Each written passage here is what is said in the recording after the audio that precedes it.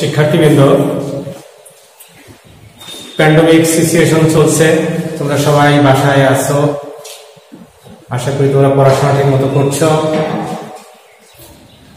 আমি আজকে তোমাদের হিসাব বিজ্ঞান প্রথম পত্র পড়াবো, ঠিক আছে? 10ম অধ্যায় একতরফা দাখিলা পদ্ধতি, ঠিক আছে? তো তোমরা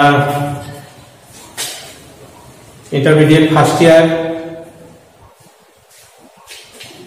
19 অবশ্যই এটা তোমরা করে আসনি, তোমাদের কাছে নতুন, ভালো করে খেয়াল করবে আশা করি। একতরফা দাখিলা পদ্ধতি যে হিসাব রক্ষণ পদ্ধতি কোনো বিশেষ নীতি দ্বারা সুনিয়ন্ত্রিত নয়। যে হিসাব রক্ষণ পদ্ধতি কোনো বিশেষ পদ্ধতি দ্বারা সুনিয়ন্ত্রিত নয়, অর্থাৎ দুইতরফা দাখিলা পদ্ধতির মূলনীতি সম্পূর্ণভাবে মেনে চলে না। কেন দুইতরফা দাখিলা পদ্ধতির মূলনীতি মেনে চলতে হবে? কারণ দুইতরফা দাখিলা পদ্ধতি একটা বিজ্ঞানসম্মত পদ্ধতি, আধুনিক পদ্ধতি। বিজ্ঞানসম্মত পদ্ধতির যে নিয়ম নীতি সেগুলো এই একতরফা দাখিলা পদ্ধতিটা মেনে চলে না, তাই তাকে কি বলে? একতরফা দাখিলা পদ্ধতি বলে, ঠিক আছে? ছোট ছোট ব্যবসা প্রতিষ্ঠানে একতরফা দাখিলা পদ্ধতির জনপ্রিয়তাটা বেশি। একতরফা দাখিলা পদ্ধতি অনুসরণ করে ছোট ছোট ব্যবসায় প্রতিষ্ঠান যেগুলো আছে সেইগুলো, ঠিক আছে? একতরফা দাখিলা পদ্ধতি প্রকৃত আর্থিক অবস্থা প্রকাশে ব্যর্থ। একটা ব্যবসা প্রতিষ্ঠানের সঠিক আর্থিক প্রতিচ্ছবি প্রকাশ করতে একতরফা দাখিলা পদ্ধতিটা ব্যর্থ। এটি অবৈজ্ঞানিক ও অনির্ভরযোগ্য পদ্ধতি, অপূর্ণাঙ্গ ও ত্রুটিপূর্ণ পদ্ধতি এই একতরফা দাখিলা পদ্ধতি। গাণিতিক শুদ্ধতা যাচাই করা অসম্ভব। আন্তর্জাতিক স্বীকৃতি নেই একতরফা দাখিলা পদ্ধতি। তুলনামূলক বিশ্লেষণ অসম্ভব। ব্যবসায়ের আর্থিক প্রতিচ্ছবি তুলে ধরতে ব্যর্থ বিধায় একে জগা খিচুড়ি পদ্ধতি বলে, ঠিক আছে? এই হলো একতরফা দাখিলা পদ্ধতি সম্পর্কে তোমাদের মোটামুটি একটা আইডিয়া, যে সংজ্ঞা প্লাস একতরফা দাখিলা পদ্ধতিটা কেমন কিরকম সেটা একটা আইডিয়া আমি এখানে দিলাম। তো এখন আমরা যদি একতরফা দাখিলা পদ্ধতির নিয়ম সম্পর্কে আগে একটু জেনে নেই, তারপরে আমরা অঙ্কের মধ্যে যাই, ঠিক আছে? এরপরে আমরা অঙ্কগুলো করব।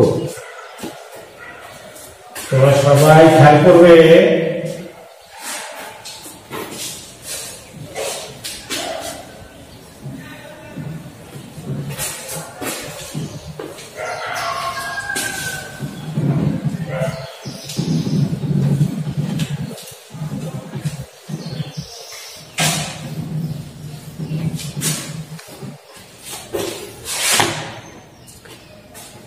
একতরফা দাখিলা পদ্ধতি অঙ্ক করতে গেলে তিনটা হিসাব করতে হবে।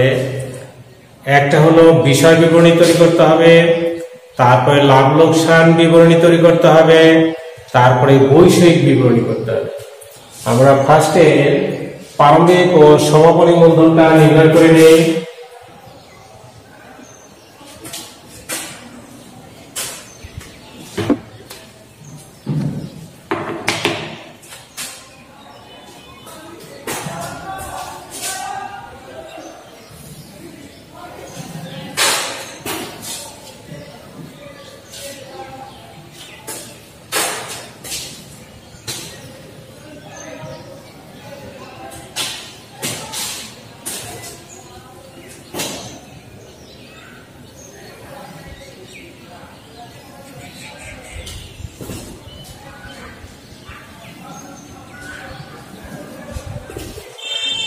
প্রারম্ভিক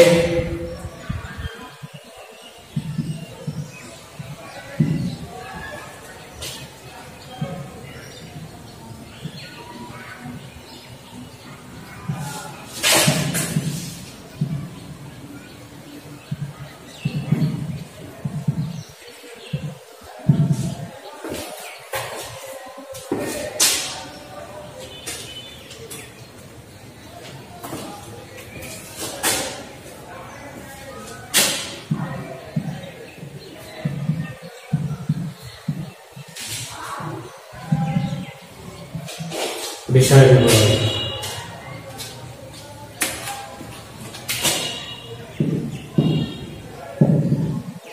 দায়সমূহ প্রারম্ভিক টাকা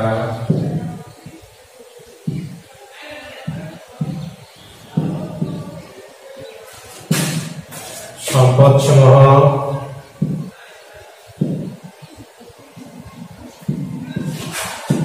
প্রারম্ভিক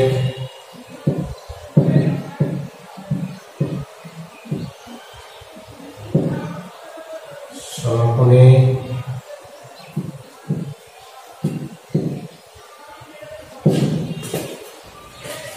এটা হলো লাভলুক প্রারম্ভিক ও সমাপনী মূলধন নির্ণয়। বিষয় বিবরণী এই পাশে দায়গুলো বসবে আর এই পাশে সম্পত্তিগুলো বসবে।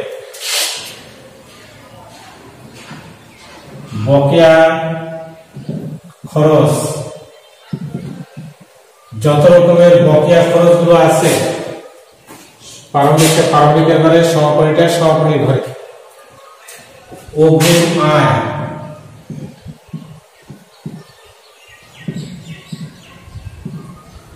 বকেয়া খরচ হলো দায়ের প্রারম্ভিক আর সমাপনী, আর অগ্রিম আয় এটাও দায় প্রারম্ভিক সমাপনী। প্রদেয় হিসাব,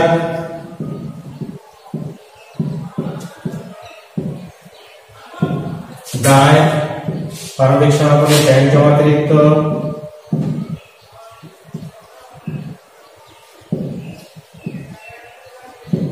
প্রারম্ভিক সমাপনী।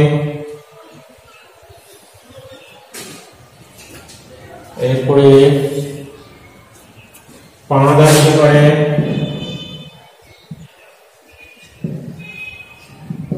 প্রারম্ভিক সমাপনী, ঋণ হতে পারে। এই মোটামুটি দায়গুলো এরকম হতে পারে, ঠিক আছে।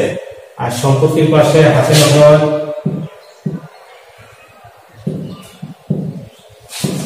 প্রারম্ভিক সমাপনী, ব্যাংক জমা,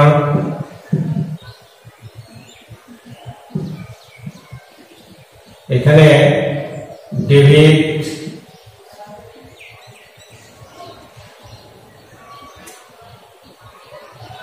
পাবলিক ক্রেডিট থাকতে পারে, ঠিক আছে। ব্যাংক জমা যদি ডেবিট থাকে তাহলে আমরা এটাকে ব্যাংক জমা হিসেবে মনে করব, আর যদি ক্রেডিট থাকে ব্যাংক জমার পাশে তাহলে এটা ব্যাংক জমা না, এটা ব্যাংক জমাতিরিক্ত, ঠিক আছে। আচ্ছা, তারপরে বিবিধ দেনাদার,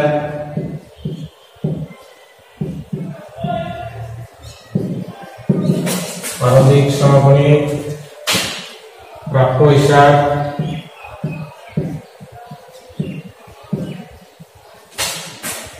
প্রারম্ভিক সমাপনী, অনাদায়ী আয়,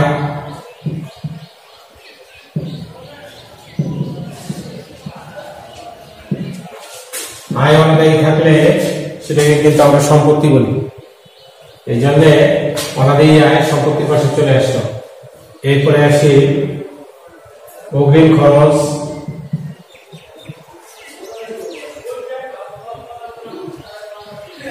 অগ্রিম খরচটাও কিন্তু সম্পত্তি, খরচ অগ্রিম পরিশোধ করলে সম্পত্তি হিসেবে গণ্য হয়। আচ্ছা, এরপরে আসলো বিনিয়োগ,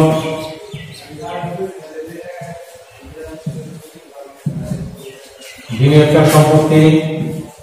এরপরে দালান কোঠা,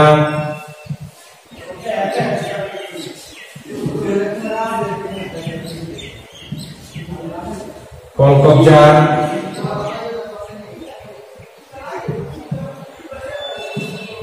মোটর লরি,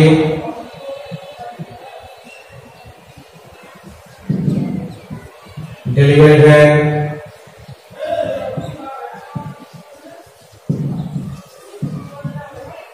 ডেলিভারি ভ্যান। আচ্ছা, তো যাই হোক খেয়াল করো যে সম্পত্তির পাশে হাতে নগদ, ব্যাংকে জমা হতে পারে দেনাদার, প্রাপ্য হিসাব, অনাদায়ী আয়, অগ্রিম খরচ, সম্পত্তি, বিনিয়োগ সম্পত্তি, দালান, কবজা, মোটর লরি, ডেলিভারি ভ্যান, এই জাতীয় সম্পত্তিগুলো থাকতে পারে। তো এখন আমাদের এই সম্পত্তির পাশে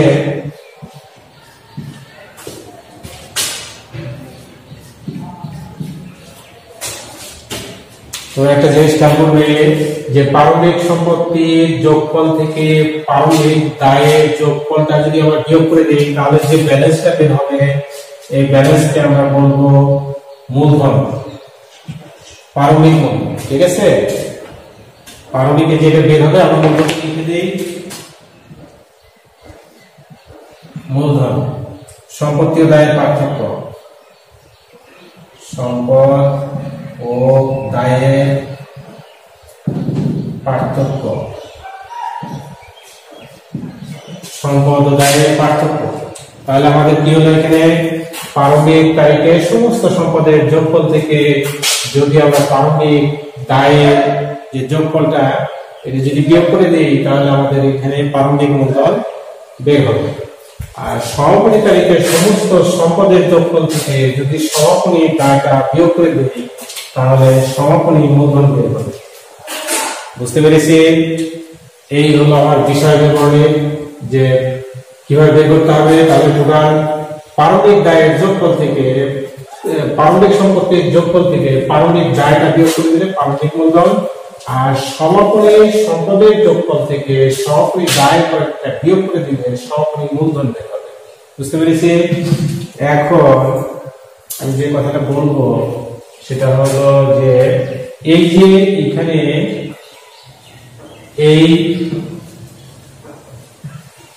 এই যে সম্পদগুলো আছে এগুলো হলো চলতি সম্পদ। এখান থেকে এই পর্যন্ত এটা হলো চলতি সম্পদ।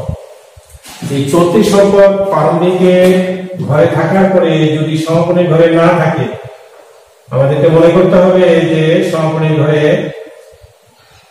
ছিল না তাই দেওয়া হয়। এই ঘরের কোনো সম্পদই এই ঘরে যাবে না। প্রারম্ভিক কোন সম্পদকেই সমাপনী ঘরে দেখাতে হবে না যদি চলতি সম্পদ হয়। আর যদি স্থায়ী সম্পদ হয় যেমন দালান কোঠা, কলকবজা, মোটর লরি, ডেলিভারি ভ্যান, প্রারম্ভিক সম্পদের ঘরে আছে কিন্তু সমাপনী সম্পদের ঘরে নেই। প্রারম্ভিকের ঘরে যে পরিমাণ সম্পদের কথা বলা থাকবে সমাপনীতে দেওয়া না থাকলে প্রারম্ভিকের সমপরিমাণ সম্পদকে এই সমাপনী ঘরে দেখাতে হবে। কথাটা কি বললাম?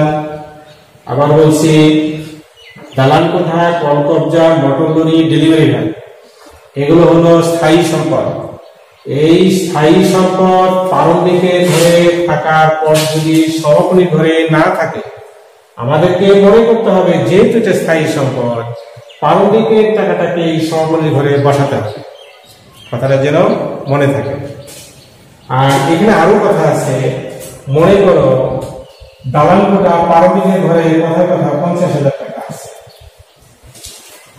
যদি সমাপনীতে 70,000 দেওয়া থাকে তাহলে আমাদেরকে বুঝতে হবে যে এখানে যে অতিরিক্ত যে 20,000 টাকা আছে অবশ্যই আমরা এই 20,000 টাকার সম্পদ পরবর্তীতে ক্রয় করেছি। ঠিক আছে?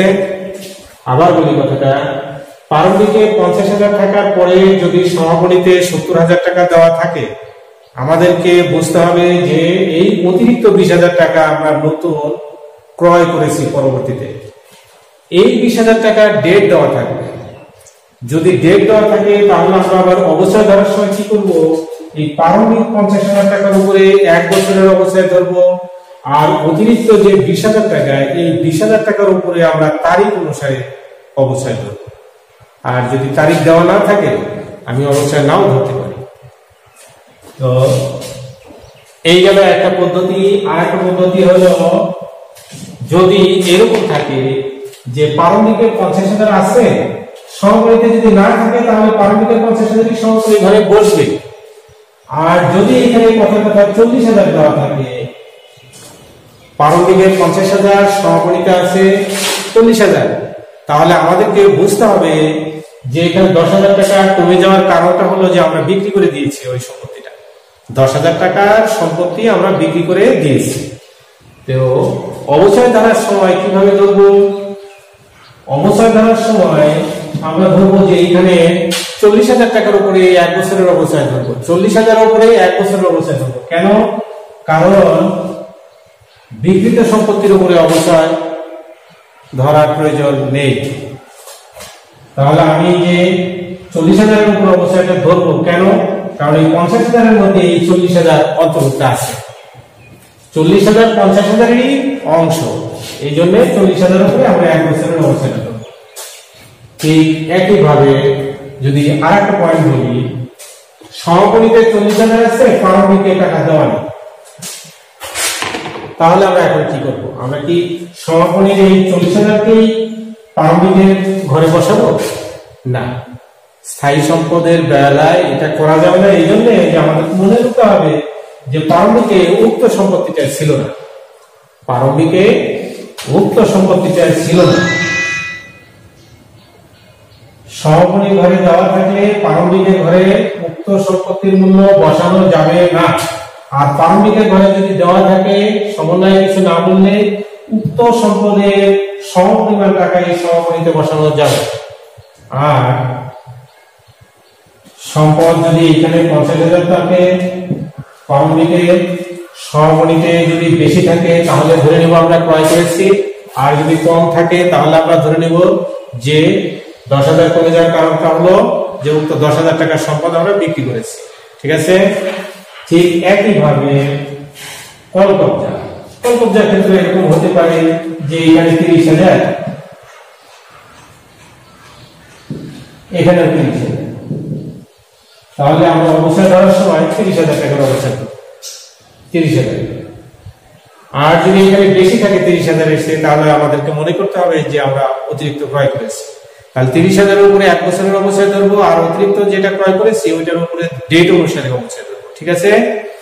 এখন মোটরলরির ক্ষেত্রে একই রকমের ঘটনা ঘটতে পারে, ডেলিভারি ভ্যানের ক্ষেত্রেও একই রকমের ঘটনা ঘটতে পারে। তো এখন আমরা বলি বিনিয়োগ। এই বিনিয়োগটাকে আমরা দীর্ঘ মেয়াদী বিনিয়োগ করব।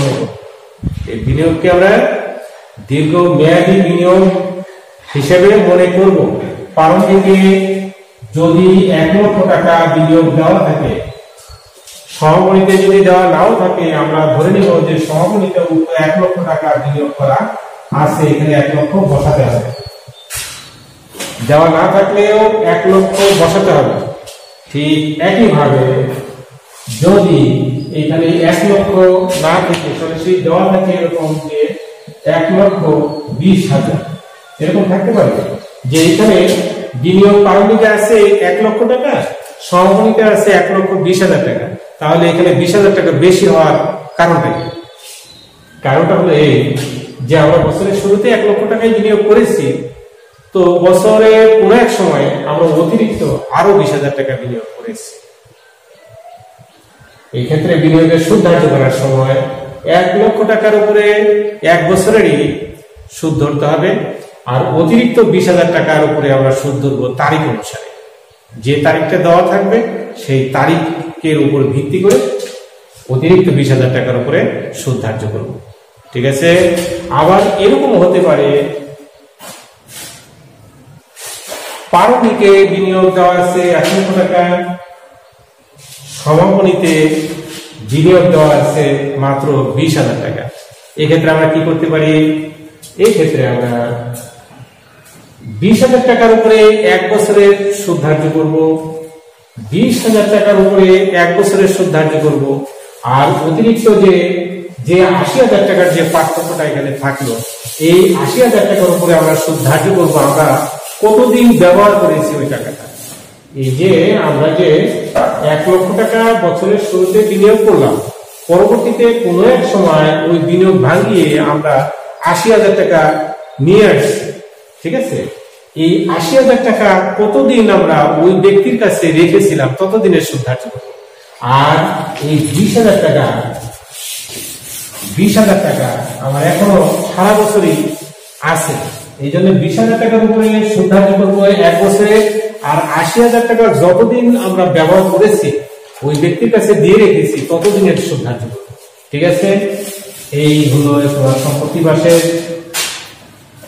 চলতি সম্পদ, স্থায়ী সম্পদ এবং দীর্ঘমেয়াদী বিনিয়োগ, এগুলোর ব্যাখ্যাটা আমি দিলাম। পরবর্তীতে এইদিকে খেয়াল করো যে ঋণের একটা ব্যাপার আছে এখানে। এই ঋণটা হলো দীর্ঘমেয়াদী দায়। বিনিয়োগ যেমন এই পাশে বললাম যে দীর্ঘমেয়াদী সম্পত্তি, ঠিক একইভাবে ঋণটা হলো দীর্ঘমেয়াদী দায়।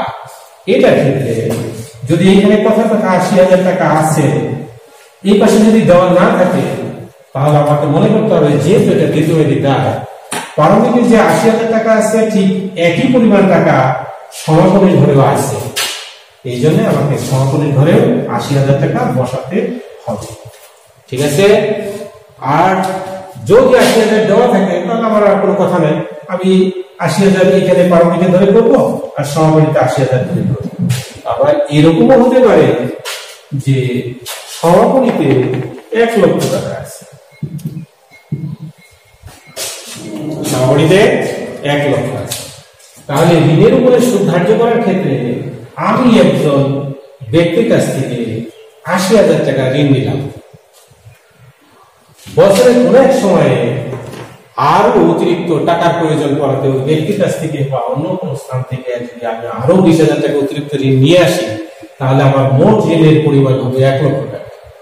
আমি যখন সুদটা দেব তখন কিভাবে ৮০,০০০ টাকার উপরে ১ বছরের সুদ দেব, আর ২০,০০০ টাকা অতিরিক্ত এই টাকাটা আমি কত তারিখে আমার ব্যবসা প্রতিষ্ঠানে এনেছি, আমি ঠিক তত দিনের সুদটা দেব তাকে। তাহলে ৮০,০০০ উপরে ১ বছরের আর ২০,০০০ উপরে তারিখ অনুসারে, ডেট অনুসারে আমরা সুদটা দেব। তো এইরকম ঘটনা ঘটতে পারে। আবার আর একটা, এইখানে ৭০,০০০ টাকাও থাকতে পারে। যদি এখানে ৭০,০০০ টাকা থাকে তাহলে কি করব? সেই ক্ষেত্রে আমি তো ঋণটা বছরের শুরুতে নিলাম ৮০,০০০, বছরের কোনো এক সময় যে আমি ১০,০০০ টাকা ঋণ পরিশোধ করে দিলাম। এই ক্ষেত্রে সুদটা কিভাবে কার্য করব? ৭০,০০০ টাকা সারা বছরই আমি ব্যবহার করেছি, বিধায় ৭০,০০০ টাকা সুদ দেব আমি ১ বছরে। আর যে ১০,০০০ টাকা আমি পরিশোধ করে দিয়েছি, এই ১০,০০০ আমি কতদিন ব্যবহার করেছি ঠিক ততদিনের সুদ। বুঝতে পেরেছি কথাটা? আবার বলি, এখানে আছে ঋণ, এই ঋণটা হলো দীর্ঘমেয়াদী দায়। এটা প্রারম্ভিকের ঘরে যদি দেওয়া থাকে ওই ৮০,০০০ টাকাকে সমাপনী ঘরে বসাতে হবে। আর যদি সমাপনী ঘরে ৮০,০০০ দেওয়া থাকে, প্রারম্ভিকে দেওয়া না থাকে, তাহলে কিন্তু সমাপনী ঘর থেকে প্রারম্ভিকের ঘরে ওই টাকা বসানো যাবে না। আবার এরকম হতে পারে যে প্রারম্ভিকে ৮০,০০০ আছে, সমাপনীতে আছে ৭০,০০০। এক্ষেত্রে কি করব? এই ক্ষেত্রে সুদ ধার্য করার সময় আমি ৭০,০০০ টাকার উপরে সারা বছরের সুদ দেব। আর ১০,০০০ টাকা আমি কতদিন ব্যবহার করেছি, ১০,০০০ টাকা সুদ ঠিক ততদিনের দেব। আবার এরকম হতে পারে এইখানে ৭০,০০০ পরিবর্তে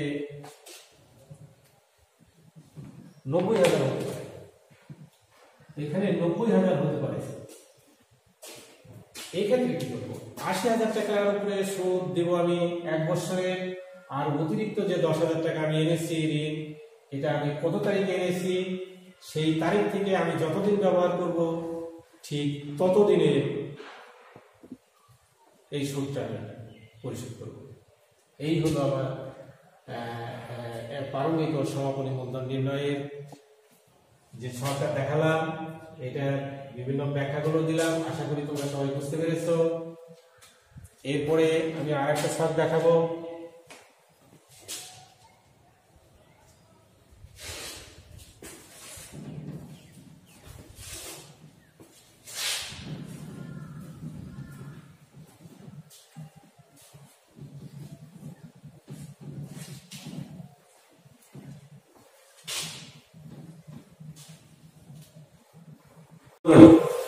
এটা কিন্তু লাভ ক্ষতির হিসাব নয়, যেহেতু এটা লাভ ক্ষতির বিবরণী, এই জন্য বাম পাশে ডেবিট এবং ডান পাশে ক্রেডিট লেখা যাবে।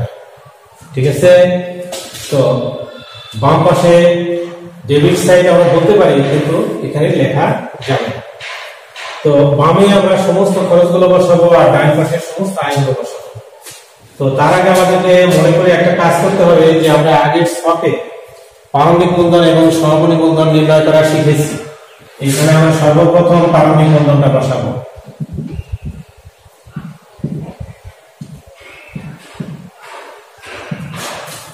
প্রারম্ভিক মূলধন বাম পাশে, আর মনে করে সমাপনী মূলধনটা ডান পাশে।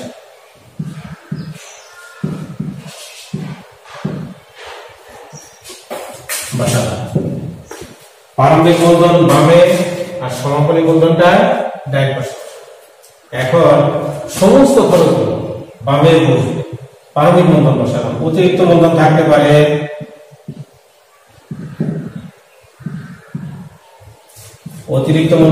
পারে মূলধনের সুদ, খরচ,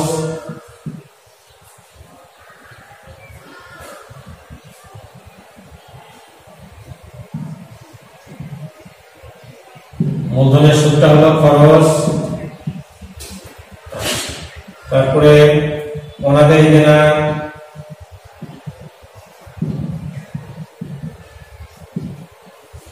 দেনা, সঞ্চিতি,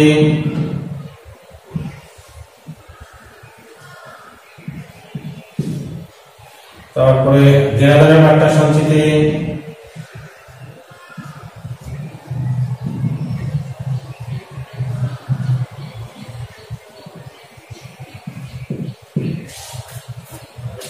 তারপরে বকেয়া খরচ,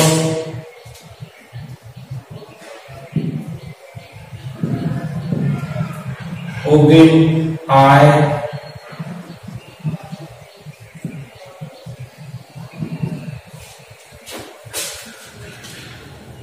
একটু খেয়াল করো যে বকেয়া খরচ এবং অগ্রিম আয়কে আমি এখানে বসালাম কেন, তাই তো? বকেয়া খরচ এবং অগ্রিম আয় দুটোই হলো দায়। একতরফা দাখিলা পদ্ধতি কোনো বিজ্ঞানসম্মত পদ্ধতি নয়। এর আগে আমি বলেছি যে এটি একটি জগা খিচুড়ি পদ্ধতি।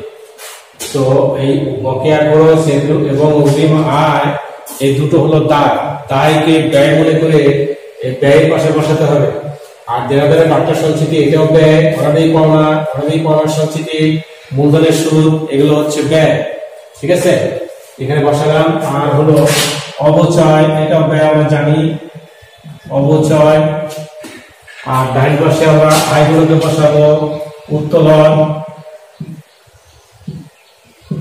উত্তোলন, এখানে নগদ হতে পারে, নগদ উত্তোলন, পণ্য উত্তোলন হতে পারে। ঠিক আছে, উত্তোলনের সুদ আয়, এখানে মূলধনের সুদটা কিন্তু খরচ, উত্তোলনের সুদ হলো আয়।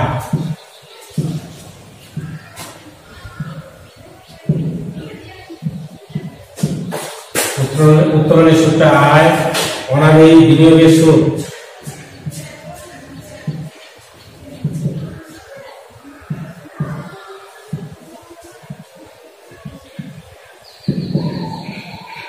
এটাও আয়।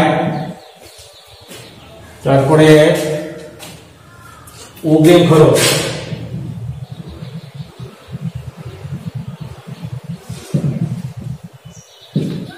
তো এখন একটা জিনিস খেয়াল করো যে এইখানে আমি বকেয়া খরচ এবং অগ্রিম আয় এই দুটাকে বলছিলাম যে দায়।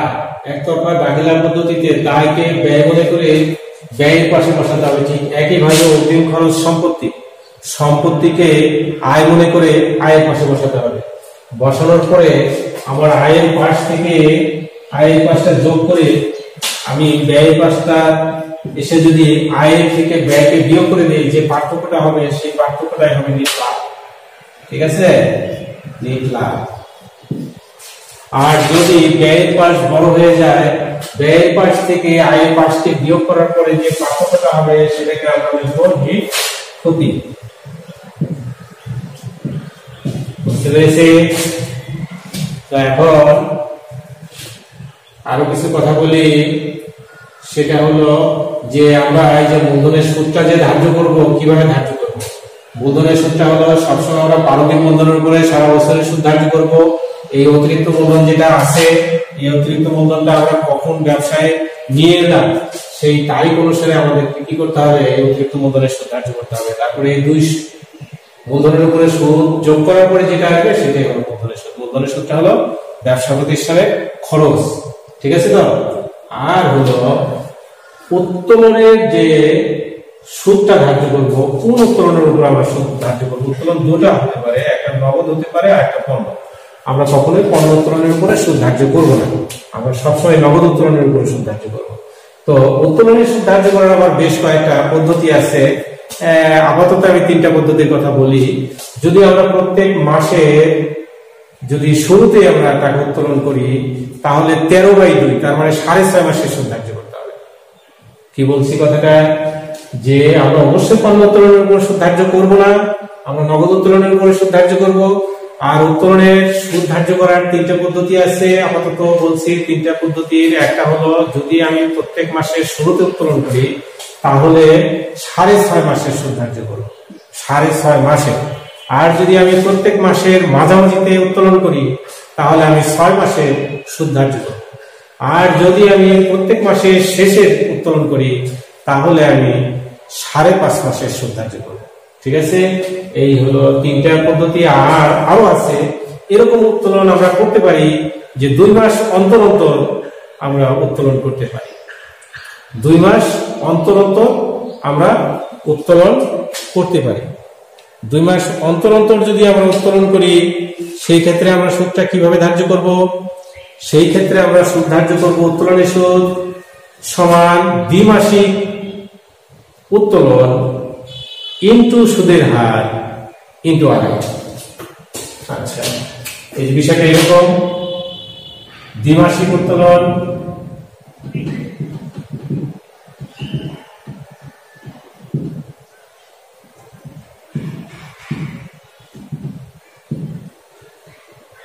ইনটু সুদের হার ইনটু আয়, এই হলো বিষয় উত্তোলনের সুদ ধার্য করা। আবার এরকম হতে পারে 3 মাস অন্তর অন্তর সুদ উত্তোলন করতে পারে, 3 মাস অন্তর অন্তর উত্তোলন করতে পারে। সেই ক্ষেত্রে ত্রিমাসিক উত্তোলন ইনটু সুদের হার ইনটু এখানে আছে আয়, সেই ক্ষেত্রে হবে 1.5, সেই ক্ষেত্রে হবে 1.5। এই হলো উত্তোলনের সুদ ধার্য করার নিয়ম। আচ্ছা, তো এরপরে আসি উত্তোলনের সুদ ধার্যের কথা বললাম। আর বিনিয়োগের সুদ, এই বিনিয়োগের সুদটা তো আমি আগে কথা বলেছি, তারপরে আবার বলছি যে বিনিয়োগটা প্রারম্ভিক বিনিয়োগের উপরে সারা বছরের সুদ ধরবো। যদি বিনিয়োগ আমার পরে বাড়তে পারে, যদি বাড়ে অতিরিক্ত কত টাকা বিনিয়োগ করলাম সেটা তারিখ অনুসারে ধরবো, ধরে দুটো যোগ করে এখানে বসিয়ে দেবো। উত্তোলনের বিনিয়োগের সুদটা হচ্ছে আয়, আর আয় যদি অনাদায়ী থাকে তাহলে সেটা সম্পত্তি হিসেবে গণ্য হবে। আর অগ্রিম খরচকে আমি বলছি যে সম্পত্তিকে সবসময় আয় বলে মনে করতে হবে, এই জন্য আয়ের পাশে দিলাম। আর এই পাশে আসি মূলধনের সুদ সম্পর্কে আমি আগে বলেছি। আবার এরপরে বলি অনাদায়ী দেনা। অনাদায়ী দেনাটা হলো খরচ, এটা দেনাদারের উপর ধরতে হবে। আর যদি দেওয়া থাকে তাহলে দেওয়াটা হলো পুরাতন, আর যদি আমরা ধরি তাহলে সেটা হবে নতুন। আর সঞ্চিতি ধরতে হবে, এটাও দেনাদারের উপরে ধরবো। আর বাট্টা সঞ্চিতি, এটাও দেনাদারের উপরে ধরতে হবে। বাট্টা সঞ্চিতিটা হলো ব্যবসা প্রতিষ্ঠানের খরচ, এই খরচটাও এই খরচের এই পাশে আসবে। আর বকেয়া খরচ আর অগ্রিম আয়, এই দুটো হলো দায়। দায়কে আবার বলছি যে ব্যয় মনে করে এটাকে ডেবিটে বসাতে হবে, আর অবস্থায় ধরতে হবে স্থায়ী সম্পত্তিগুলোর উপরে। ঠিক আছে, এই যে হলো আমার লাভ লোকসান বিবরণী।